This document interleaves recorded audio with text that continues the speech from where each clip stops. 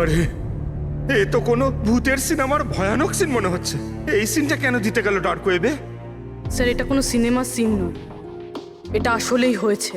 আর কোনো হিরোইনের সাথে নয়, বরং বরং একটা নিরীহ মেয়ের সাথে। যতদূর আমি জানি এগুলোকে তো স্ন্যাপ ফিল্ম বলে। হ্যাঁ স্যার, এই ভিডিওর অনেক বড় ইন্ডাস্ট্রি আছে। এ মেয়েটাকে, আমি জানি না। এর মৃত্যুর জন্য তুমিই দায়ী। না না স্যার, আমি কারোর মৃত্যুর জন্য দায়ী নয়। আমাকে শুধু টাকা দেওয়া হয়েছিল এই ভিডিও ডার্ক ওয়েবে দেওয়ার জন্য, আর আমিও দিয়েছি। টাকা কে দিয়েছিল? আমি জানি না। দেখো, জানি না বললে চলবে না। একটা মেয়ে খুন হয়েছে। স্যার, আমাকে বিশ্বাস করুন, অনলাইন টাকা ট্রান্সফার করা হয়েছিল আমার অ্যাকাউন্টে। কে করেছিল আমি কিচ্ছু জানি না। যদি না জানো, জানার চেষ্টা করো। তুমি কম্পিউটারটা খুব ভালো করে জানো, তাই না? তাই এটা জানা তোমার পক্ষে অসম্ভব কিছু নয়। খোঁজ নাও। অভিজিৎ, যদি কেউ এই ধরনের ফিল্ম বানিয়ে আপলোড করে তাহলে খুব তাড়াতাড়ি তাদের কাছে পৌঁছতে হবে যারা এই মৃত্যুর খেলা খেলছে। একটা কাজ করা যাক, এই মেয়েটার ছবি সমস্ত পুলিশ স্টেশনে পাঠিয়ে দিই। একবার যদি জানতে পারা যায় মেয়েটা কে, তাহলে ব্যাপারটা ক্লিয়ার হয়ে যাবে।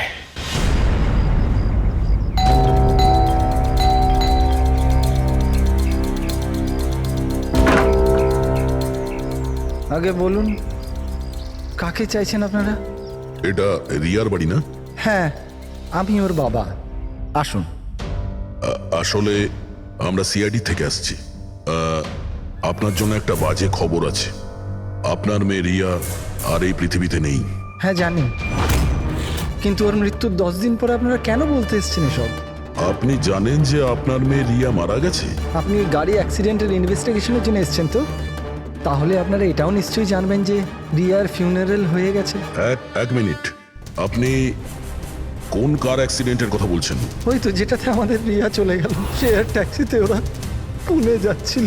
না না, রিয়ার মৃত্যু কার অ্যাক্সিডেন্টে হয়নি। এটা কি বলছেন আপনি? এক মিনিট, এটাই রিয়া তো? হ্যাঁ, এই তো রিয়াই তো। অ্যাক্সিডেন্টের দিন ও তো এই জামা কাপড়ই পরেছিল। এক মিনিট, মনে হচ্ছে কোনো কনফিউশন আছে। আপনি একটু বলুন যে আপনার মেয়ে রিয়ার কার অ্যাক্সিডেন্ট কিভাবে হয়েছিল? শেয়ার ট্যাক্সি করেও পুনে যাচ্ছিল, আরও 7 জন ছিল ওর সাথে। তারপর রাস্তাতেই ওদের গাড়িটার ভয়ঙ্কর অ্যাক্সিডেন্ট হয়ে যায়। পুরো গাড়িটাই ভয়ঙ্কর আগুনে পুড়ে যায়। মৃত ব্যক্তিদের তো মুখটাও ভালো করে চেনা যাচ্ছিল না। তাহলে আপনারা রিয়াকে কি করে চিনলেন? ওর জিনিসপত্র দেখে আমরা ওকে চিনতে পেরেছিলাম।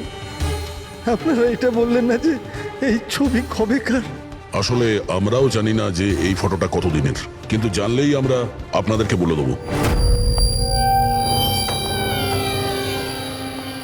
মনে হচ্ছে রিয়ার এই অ্যাক্সিডেন্ট দেখানোর জন্য করা হয়েছিল, ওর মৃত্যুর আসল কারণটা লুকানোর জন্য। স্যার, যদি রিয়ার কার অ্যাক্সিডেন্টটা একটা সাজানো ঘটনাই হয়, তাহলে বাকি যে 7 জন ওর সাথে গাড়িতে ছিল তারাও আবার রিয়ার মতোই মারা যায়নি তো? হতে পারে, ওদের ফ্যামিলির সঙ্গে কথা বলতে হবে। আমাদের ভাগ্য ভালো যে 7 জন অ্যাক্সিডেন্টে মারা গিয়েছিল তাদের মধ্যে একজনের শেষকৃত্য এখনো হয়নি। দেখা যাক ডক্টর সালুকে এই লাশ থেকে কি প্রমাণ বার করতে পারে। কিন্তু লাশটা এত বাজেভাবে জ্বলে গেছে যে মুখটা চেনা মুশকিল হবে। তোমাদের সন্দেহ একদম ঠিক। এ লাশ টনির নয়। মনেই হচ্ছিল স্যার আমাদের, কিন্তু এ কে জানতে পারলেন কিছু? না, এখনো তো জানা যায়নি লাশটা কার, কিন্তু এটা জানা গেছে এই লোকটাকে কি করে মারা হয়েছে। আমি এই বডিটা স্ক্যান করেছি, তখন জানতে পেরেছি যে এর পেটে ছুরির গভীর ক্ষত আছে। ছুরি দিয়ে? হ্যাঁ, ছুরির। আর আমার মনে হচ্ছে যে ওই ছুরির আঘাতেই এর মৃত্যু হয়েছে। মানে একজনকে ছুরি দিয়ে খুন করা হয় আর তাকে টনি বলে এদের মধ্যে ঢুকিয়ে দেওয়া হয়েছে। ওই গ্যাং আসলে কি করতে চাইছে? আর এই লোকটার মৃত্যু 3 সপ্তাহ আগে হয়েছে। ও, এই কার অ্যাক্সিডেন্ট হয়েছে 10 দিন আগে? সেটাই তো। তার মানে কারটা যখন পোড়ানো হয়েছিল তার আগেই এই লোকটার মৃত্যু হয়েছিল। 3 সপ্তাহ ধরেও লাশটাকে রেখে দিয়েছিল যাতে ওই গ্যাং এই ভয়ানক খেলাটা খেলতে পারে। আচ্ছা দয়া, আমরা একটা কাজ করি, যেখানে অ্যাক্সিডেন্ট হয়েছিল আমরা সেখানে যাই আর খোঁজ নিয়ে দেখি এক্স্যাক্টলি কি হয়েছিল ওখানে। আমি তো মজা করে গাড়ি চালাচ্ছিলাম স্যার, আর রেডিওতে গান শুনছিলাম। তখনই হঠাৎ আমি জোরে একটা আওয়াজ শুনলাম। আমি সঙ্গে সঙ্গে আমার গাড়ি থেকে বেরোলাম আর দেখলাম যে আমার সামনের একটা গাড়িতে দাউ দাউ করে আগুন জ্বলছে। আমি বুঝতে পারছিলাম না যে আমি কি করব। আচ্ছা, এই ঘটনাটা কখন হয়েছিল মনে আছে তোমার? স্যার, আমার মনে হয় হয়তো বিকেল 5টার সময়। হ্যাঁ, এটা কি করে হতে পারে? স্যার, এক সেকেন্ড। স্যার, এই টোল ট্যাক্সের ফুটেজটা দেখুন। এখানে তো গাড়ি 3:30টার সময় ক্রস করেছিল, তাহলে এই জায়গাটা ওখান থেকে 20 কিলোমিটার দূরে স্যার। কিন্তু 20 কিলোমিটার রাস্তা অতিক্রম করতে 1.5 ঘন্টা তো লাগার কথা নয়। আর রাস্তাতে কোনো ধাবা বা হোটেলও নেই যেখানে কিছু খাবার জন্য নেমেছিল ওরা। এক্স্যাক্টলি, ঠিক মতো হলে গাড়ি এখানে 4টের সময় পৌঁছে যাওয়ার কথা, কিন্তু এখানে অ্যাক্সিডেন্ট হয়েছে 5টার সময়।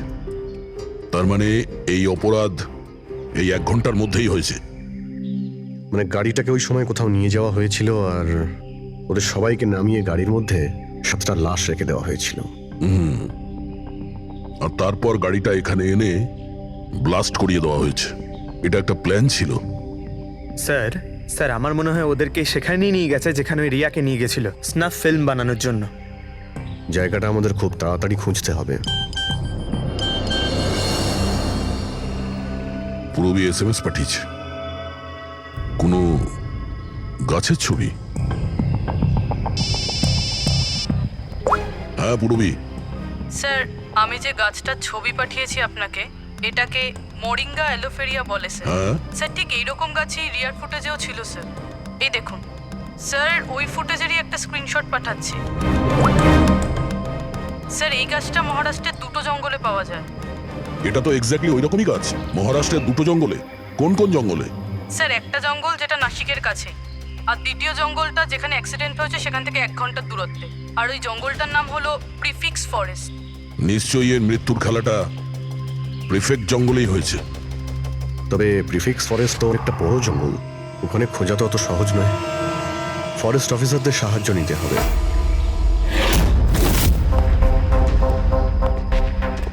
এই জঙ্গলে এই সমস্ত হচ্ছে, বিশ্বাসই হচ্ছে না। আপনাদের ইনফরমেশন কি একেবারে সত্যি অফিসার? দেখুন, আমরা শিওর না হলে তো এখানে আসতামই না, তাই না? আচ্ছা, আপনি বলুন যে কয়েকদিনের মধ্যে এরকম কোনো ঘটনা আপনারা দেখেছিলেন বা শুনেছিলেন? জঙ্গলের মধ্যে কিছু হয়েছিল? একদম নয়। আর এরকম কিছু হলে আমাদের নিশ্চয়ই চোখে পড়তো সেগুলো। ঠিক আছে, কোনো ব্যাপার না। যাই হোক, নিজেদের নিশ্চিন্ত হওয়ার জন্য আমরা একবার জঙ্গলে যাব। স্যার,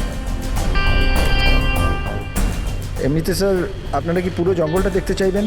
কারণ অনেক বড় এই জঙ্গলটা, এতে অনেকটা সময় লাগতে পারে। না না, আমরা পুরো জঙ্গলটা দেখতে চাই না।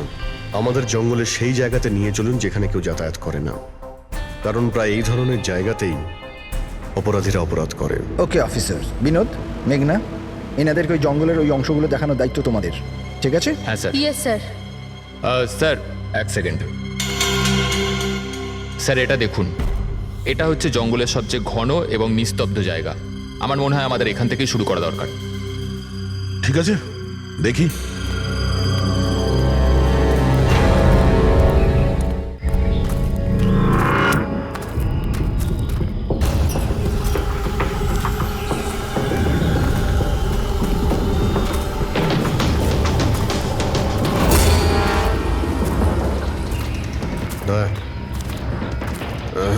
গাছের মধ্যে দেখলেন?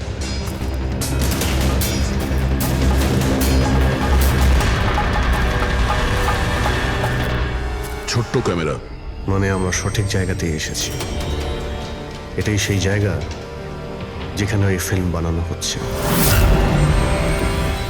ক্যামেরা উপরেও আছে, ওইদিকে প্যান করা আছে।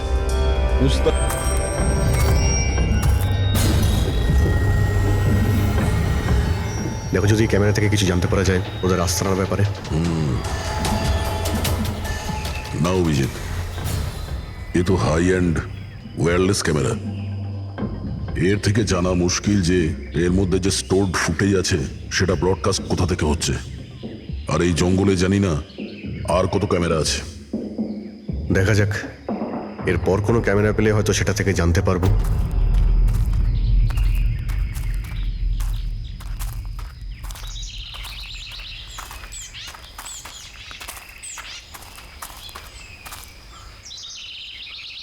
স্যার, স্যার এই চিহ্ন দেখুন। আমার মনে হচ্ছে আমাদের আগে এখানে কেউ এসেছিল। তার মানে আমরা সঠিক পথেই যাচ্ছি।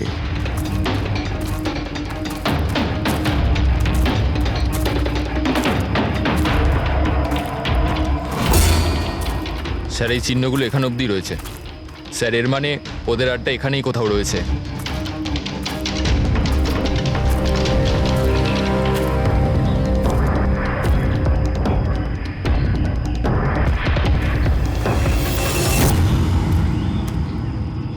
স্যার স্যার তাড়াতাড়ি আসুন। এই এক মিনিট স্যার, এক সেকেন্ড। ভয় পেও না, আমরা সিআইডি অফিসার্স। ওঠো। উঠে এসো। ওটো ওটো। স্যার আপনারা সিআইডির লোক, আমাকে বাঁচান স্যার।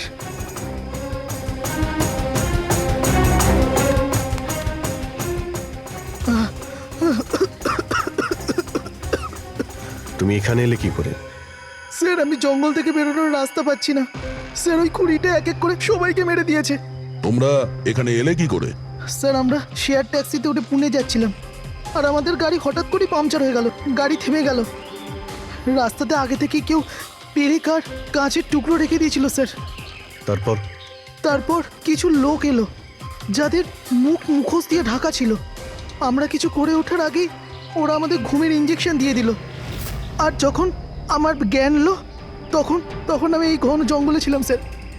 স্যার আমি জানি এই জঙ্গলে খিদে তৃষ্ণা নিয়ে কিভাবে ছিলাম। কখনো কাঠ খেয়েছি তো কখনো গাছের পাতা। যখনই কারোর চিৎকারের আওয়াজ পেতাম বুঝে যেতাম কেউ মারা গেছে। তার মানে এখানে সব জায়গাতেই ক্যামেরা লাগানো আছে। তোমার ভাগ্য ভালো যে তুমি ওদের হাত থেকে বেঁচে গেছো। স্যার এই কারণে ধরতে পারিনি যে ওরা আমার জামার বোতামে একটা ক্যামেরা লাগিয়ে দিয়েছিল, আর আমি ওই বোতামটা ভেঙে ফেলে দিয়েছিলাম। হয়তো সেই কারণেই আমাকে ওরা ধরতে পারেনি। তুমি বলতে পারবে যে বাকি লোকেদের মধ্যে কতজন জীবিত আছে এখন? জানি না স্যার, কিন্তু কাল রাতে যখন আমি গাছে বসেছিলাম তখন কারোর চিৎকারের আওয়াজ পেয়েছিলাম। জানি না ওকে আহত করেছে নাকি প্রাণে মেরে দিয়েছে। কোন দিক থেকে চিৎকারটা শুনতে পেয়েছিলে তোমার মনে আছে কিছু? আমি তো এদিকের গাছে, হয়তো ওদিক থেকে এসেছিল স্যার।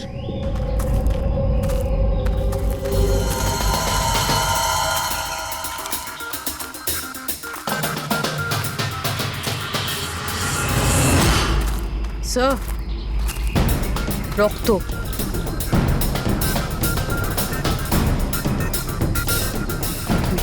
স্যার এখানেও আছে। মানে ওদের মধ্যে আহত কেউ এই দিকেই গিয়েছে। স্যার এই দেখুন, রক্তের কিছু দাগ এদিকে গেছে। এইদিকেও রক্তের চিহ্ন রয়েছে আর এইদিকেও রয়েছে, দুদিকেই রয়েছে। দুদিকেই দেখতে হবে। পঙ্কজ, পূর্বী, তোমরা এই দিকটা যাও, আমরা এই দিকটা দেখছি। বিনোদ, তুমি ওদের সঙ্গে যাও। আর হ্যাঁ, প্রত্যেক আধ ঘন্টা অন্তর আপডেট দেবে। হ্যাঁ, আপনি আসুন।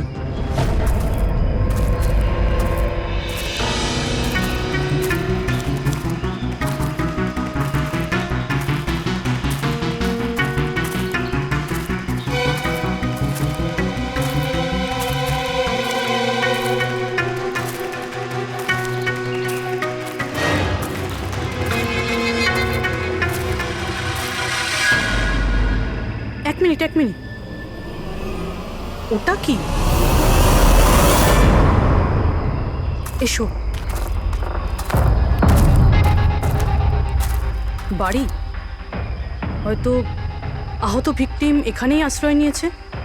জঙ্গলের মাঝখানে বাড়ি, কিন্তু নকশার হিসাবে এখানে তো কোনো বাড়ি ছিল না। হতে পারে এই ধরনের ফিল্ম যারা বানায় তাদের এই ধরনের লোকেশনের প্রয়োজন হয়, যাতে কেউ ওদের ট্র্যাক না করতে হতে পারে। পারে ওই বাড়িতে যে আহত লোকটা রয়েছে ওই অপরাধী। হতে পারে পঙ্কজ।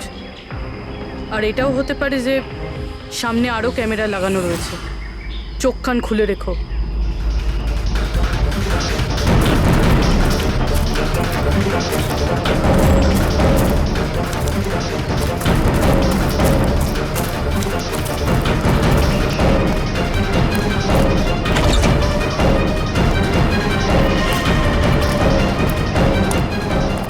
পঙ্কজ, টর্চ।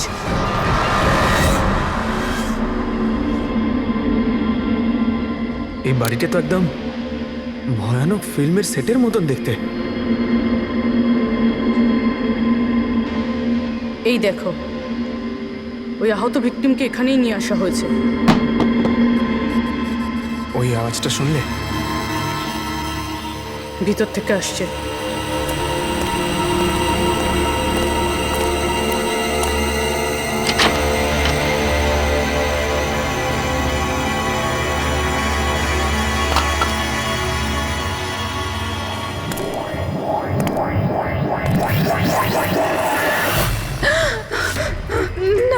ছেড়ে দাও আমায়, আমাকে যেতে দাও। বেরিয়ে এসো। না, আমার কাছে এসো না, আমি কিছু করিনি। দেখো, আমরা সিআইডি অফিসার, ভয় পেও না, এসো, কিচ্ছু হবে না তোমার। এসো এসো।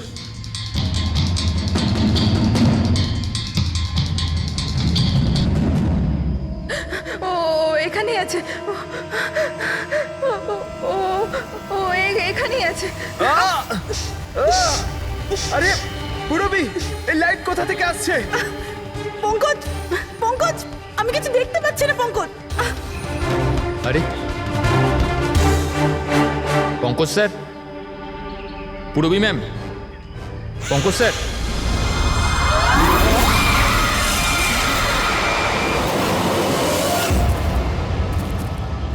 স্যার, রক্তের দাগ তো এখানে এসে শেষ হয়ে গেছে।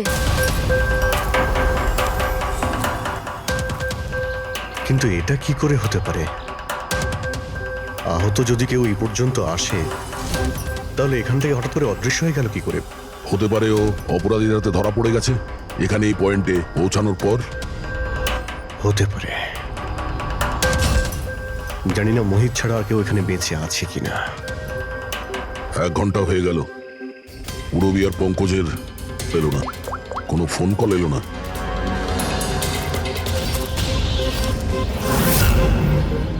পুরবী ফোন তুলছে না। হ্যাঁ পঙ্কজ, দেখছি। পঙ্কজও ফোন তুলছে না। আরে ওরা আবার কোনো সমস্যায় পড়েনি তো? চলো গিয়ে দেখি, চলো। এইদিকে রক্ত আছে মানে এইদিকেই গেছে।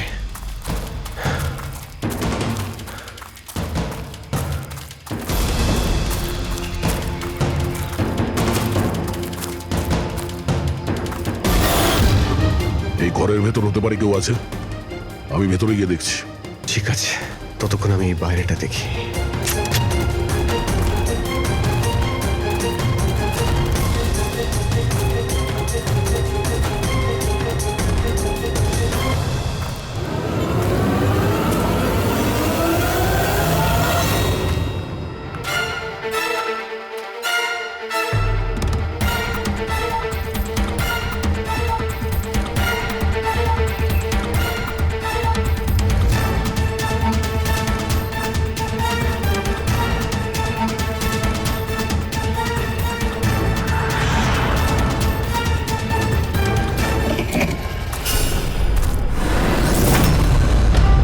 পঙ্কজের ব্যাগ।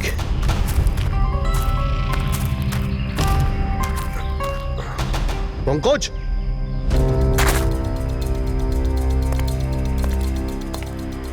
পঙ্কজ,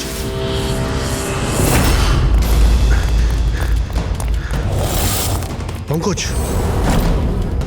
পঙ্কজ, পঙ্কজ, কেমন আছো? ওঠো, স্যার ওঠো। কি হয়েছিল? হ্যাঁ স্যার, ওইদিকে ওই বাড়িটায় গেছিলাম স্যার, ওখানে একটা মেয়ে ছিল স্যার। হ্যাঁ, ওর সঙ্গে কথা বলছিলাম স্যার, আর হঠাৎ করে কোথা থেকে এত আলো চলে এলো যে কিছু দেখতে পাচ্ছিলাম না, কিছু বুঝতে পারছিলাম না। ওই বাড়িটা থেকে যেন তেন প্রকারে বেরোলাম, তারপর এখানে এসে হয়তো পড়ে গেছিলাম। আর কিছু মনে নেই স্যার, আমার মাথা ঘুরছে। আর পুরবী, বিনোদ, ওরা কোথায়? স্যার ওরা জানি না স্যার, ওরা ভেতরে ছিল, বাইরে বেরিয়েছে কিনা জানি না। ও নো। কি হয়েছে তোমার? ও ঠিক আছে। পুরবী আর বিনোদকে পেলে? না, ঘরের ভেতরে তো কেউ নেই। ও গড, ওদের কিছু হয়ে যায়নি তো?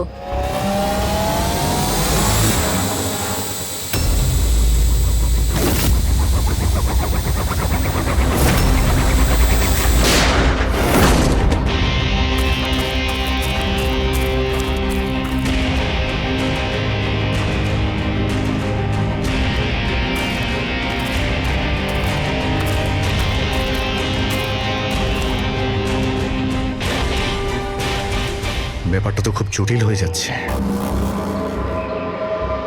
আমাদের ফিরে যেতে হবে, চলো। তার মানে? দেখো দয়া, আমরা জানি না এখানে কতজন অপরাধী আছে, কতগুলো ক্যামেরা আছে এখানে, কতগুলো অস্ত্র আছে ওদের কাছে। তাছাড়া আমাদের উপরে নজরও রাখছে ওরা।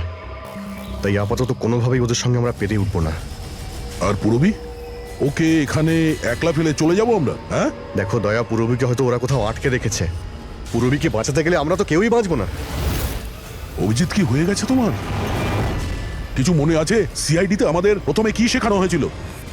এটাই কি সবার আগে নিজের বন্ধুকে পেছনে ফেলে এসো না, যদি বেঁচে থাকে কিংবা মরে যায়। আরে দয়া, সবকিছু রুল বুক অনুযায়ী করা যায় না। আমাদের এটাও শেখানো হয়েছিল প্রেজেন্স অফ মাইন্ডের ব্যবহার করতে। তাই এইরকম পরিস্থিতিতে আমাদের তো আই এম সরি, তোমার এই চিন্তা ভাবনায় আমি এগ্রি করছি না। আই এম সরি, তুমি যদি যেতে চাও চলে যাও। পূরবীকে ছাড়া আমি এই জঙ্গল থেকে বেরোতে পারবো না। দেখো দয়া, জেদ করো না। আমরা এটাও জানি না যে পূরবী বেঁচে আছে নাকি ও কোথায় আছে এখন। অভিজিৎ ও একজন সিআইডি অফিসার, এত সহজে হার মানবে নাও। বেচারি একাই লড়ছে ওই অপরাধীদের সঙ্গে। আর এখন যখন আমাদের সব থেকে প্রয়োজন ওর, আমরা পেছন ঘুরিয়ে চলে যাব। প্রয়োজনীয় এটাই যে যারা ওদের হাতে এখনো ধরা পড়েনি তাদেরকে আমরা যেন বাঁচাতে পারি, ব্যাস। দেখো দয়া, তুমি পূরবীর কথা বাদ দাও আর এখন চলো আমার সঙ্গে। আমরা পরে আবার প্ল্যান করে এখানে ফিরে আসবো, এখন চলো। এর হলোটা কি? এই ধরনের বিহেভ করছে?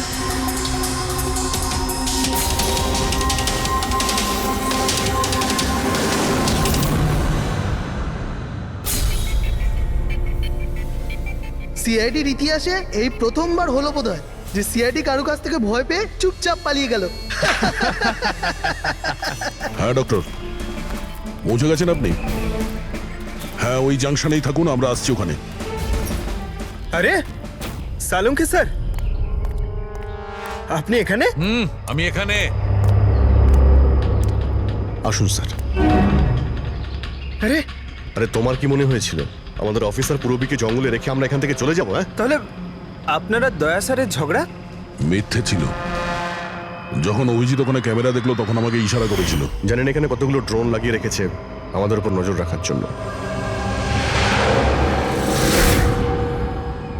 যে লোকটা ওই ক্যামেরা দিয়ে আমাদের উপর নজর রাখছিল, ওর চোখে ধুলো দেওয়ার প্রয়োজন ছিল, সেই কারণে। ওরা নিশ্চয়ই এখন ভাবছে যে আমরা জঙ্গল থেকে চলে গিয়েছি, তাই রিল্যাক্সও হয়ে যাবে। ওদের উপরে অ্যাটাক করার এটাই ভালো সুযোগ। অভিজিৎ, এই নাও, এইটা তুমি চেয়েছিলে। এটা আবার কি ডিভাইস স্যার? এটা হচ্ছে জ্যামার। আশেপাশে এই এরিয়ায় যত ক্যামেরা আছে সব জ্যাম হয়ে যাবে। আর ওরা আমাদের উপরে নজর রাখতে পারবে না। আর এই ড্রোন, এই ড্রোনের মধ্যে যে ক্যামেরা লাগানো আছে ওর রেঞ্জ 7 কিলোমিটার মাত্র। কিন্তু ব্যাটারি তো শেষ হয়ে আসছে। তার মানে যদি আমরা এটাকে না ধরতাম তাহলে আবার ওদের আস্তানায় ফিরে যেত এটা ব্যাটারি চেঞ্জ করার জন্য। একটু আইপ্যাডটা বার করো, ম্যাপটা বার করো ওর থেকে। এই যে, এটাই হচ্ছে সেই জায়গা যেখানে আমরা ড্রোনটা পেয়েছিলাম। আর এর পাশেই ওই বাংলো।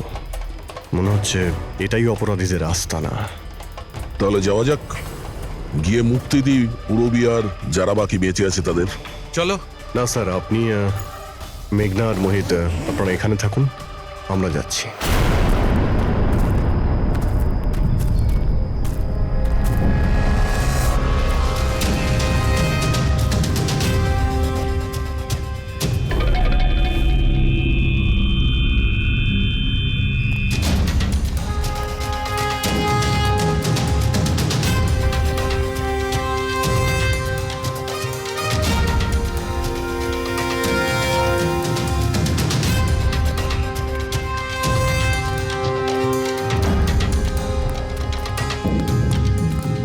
আরে ভাই, সিস্টেমটা বন্ধ হয়ে গেল কি করে? দেখ না একটু, ভিতর থেকে আওয়াজ বন্ধ কি আসছে। করে হলো পুরো সিস্টেম?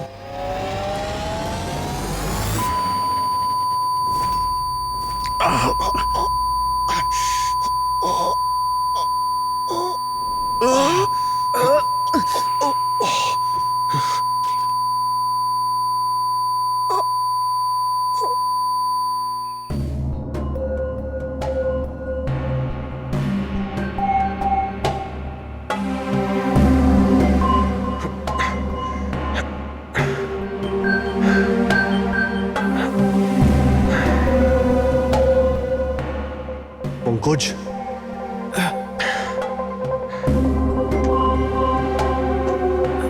পঙ্কজ, আমাদের ওয়েলকাম জানানোর পুরো বন্দোবস্ত ওরা করে রেখেছিল। স্যার, এরা যদি আমাদের মারতে চাইতো তাহলে আগেই মারতে পারতো। আমাদের আমাদের মারতে গিয়ে কি এরা ভিডিও শুট করতে চায়?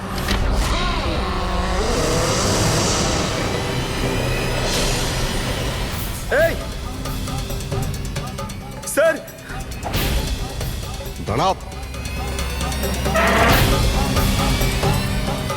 স্যার,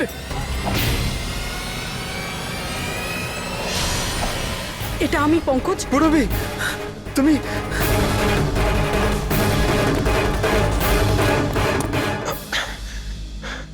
তুমি ঠিক আছো?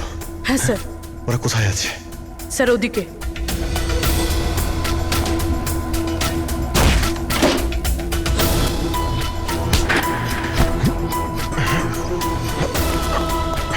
এই, এই,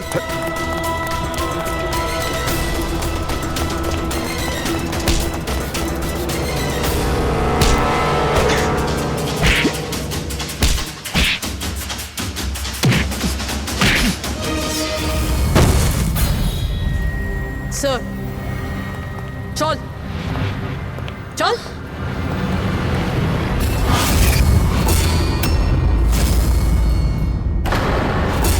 মেঘনা, তুমি? বাহ, আমরা তো ভাবছিলাম যে আমরা অপরাধীর চোখে ধুলো দিচ্ছি, কিন্তু কে জানতো যে আমরা অপরাধীকে সঙ্গে নিয়ে ঘুরছি। আপনারা এখানে কি করে? কে ছাড়িয়েছে আপনাদের? সিআইডিকে আটকে রাখা এত সহজ নয়। সুযোগ বুঝেই আমি ওই জানলাটা ভেঙেছি আর ওখান থেকে বাইরে বেরিয়ে গেছি।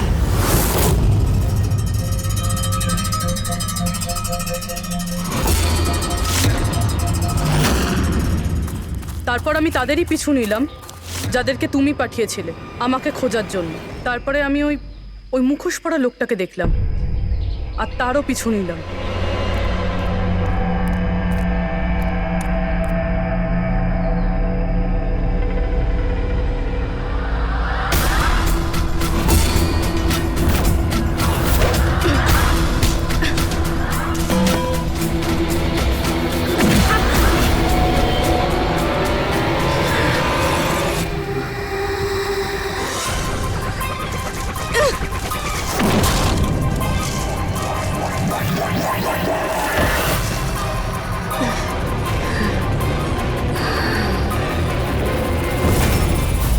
কিছুক্ষণ বাদে যখন আমার জ্ঞান এলো তখন আমি দেখলাম যে,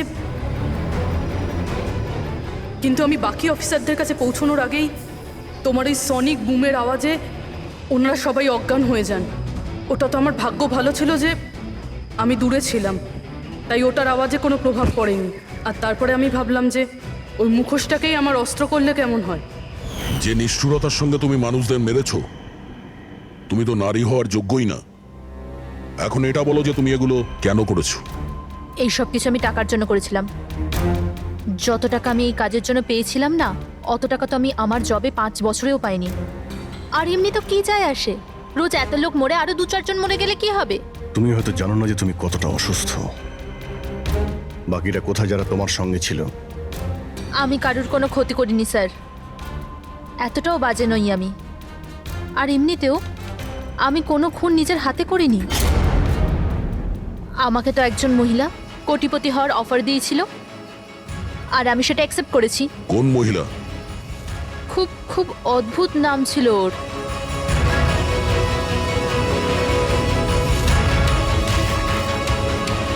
রুট।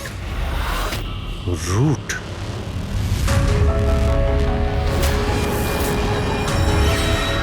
তাহলে রুটই হলো এই সব কিছুর মাস্টারমাইন্ড। এখন ও এগুলো কেন করেছে ওর জবাব তো ওই দেবে। আর তোমার কথা বলতে গেলে আইন তোমাকে কঠিন থেকে কঠিনতম সাজা দেবে।